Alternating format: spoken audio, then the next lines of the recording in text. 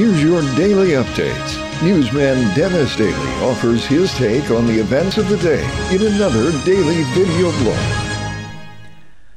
Hi, and thanks again, everybody, and welcome to 2011. As if it is my job or responsibility to welcome you to the new year. Boy, I tell you, 2010 was for many of us nearly a disaster, and I think we've talked a lot about that in the past. I've nearly gotten my voice back now, so maybe we can start the year in grand style. Before going on the air here, I was thinking about everything that happened in the news last year. And as much as I never like to report on entertainment, there was something in the entertainment industry that I think loomed very large, and something that will either prove itself to be a future boom or a bust. And that was the quick rise in the number of movies filmed in 3D. Now, 3D is really nothing new.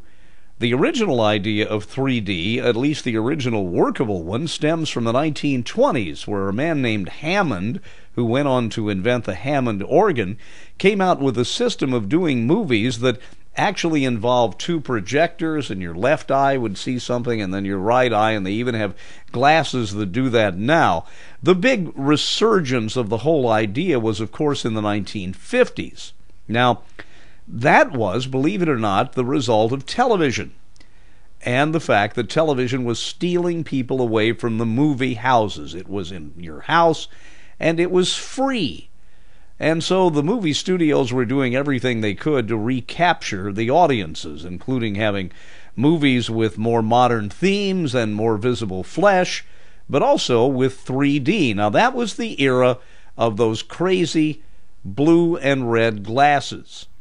Now, those glasses were a variety of different shades of blue and red and blue, if you will, and it was a single projector system with two images, one largely in blue, one largely in red, and your eyes then filtered out and then put the image back together, and it looked like 3D. All of that worked pretty well, except people hated wearing those silly glasses, and they had to make a non-3D version to be shown in theaters where they didn't want to show it in 3D.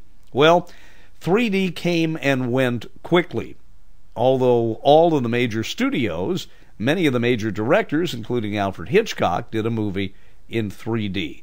This new 3D, I think, has one problem, particularly when it's shown on television at home, and that's the fact that there's no standard yet for 3D.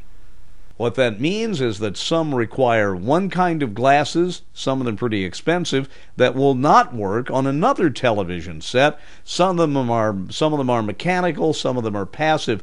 I predict that if they cannot settle on a standard for 3D in television, it will die a quick death, and a rather expensive one. That was what happened to AM stereo. There are 4 different systems out there. None really won the contest, and all have more or less died. I'm Dennis Daly with your weekend daily news update. Listen for Dennis's daily report on each of the 12 days of Christmas by searching for this phrase here on YouTube. Hourly newscaster, that's all one word, hourly newscaster, then space, 12, spelled out, TWELVE, then space, days. That's hourly newscaster, space, 12, space, days.